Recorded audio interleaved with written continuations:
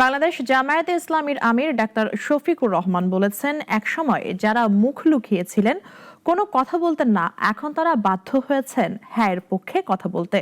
দুপুরে চট্টগ্রামের লোহাগড়ায় জামায়াত ইসলামী আয়োজিত নির্বাচনী সমাবেশে প্রধান অতিথির বক্তব্যে তিনি এসব কথা বলেন। বিস্তারিত একে আজাদের রিপোর্টে। মহেশখালী ও কক্সবাজারে জনসভা শেষে জামায়াত আমির ডাক্তার শফিকুর রহমানের আগমনকে কেন্দ্র করে চট্টগ্রামের লোহাগাড়ায় উৎসবমুখর পরিবেশ সৃষ্টি হয়।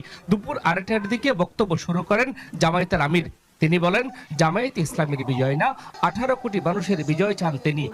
আমি সিনসিয়ারলি বলতেছি, আমরা জামায়াত ইসলামীর বিজয় চাই না, আমরা চাই 18 কোটি মানুষের বিজয়। আমরা কোনো দলের সরকার চাই না, আমরা চাই 18 কোটি জনগণের সরকার, যারা দেশের মালিক হবে না সেবক হবে ইনশাআল্লাহ। আমরা সেই সরকারটা কায়েম করতে চাই। শফিকুর রহমান বলেন, যুবকেরা বেকার ভাতা দাবি করেনি, তারা চেয়েছে কাজ। তাদের কাজ দিয়ে জাতিকে গড়তে চান বলে জানান তিনি। 13 তারিখ থেকে ইনশাআল্লাহ আমাদের মহান প্রভু আমাদেরকে একটা নতুন বাংলাদেশ দিবেন। সেই দিন থেকে চাঁদাবাজ যারা, তাদেরকে বলে দেব ওই কাজের দিন আজকেই শেষ।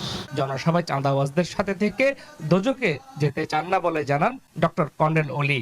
শহীদ জিয়ার বিএনপি এখন আর নাই, বেগম জিয়ার বিএনপি এখন আর নাই, এখন ভাড়াটিয়াদের বিএনপি, দুর্নীতিবাজদের বিএনপি, চাঁদাবাজদের বিএনপি।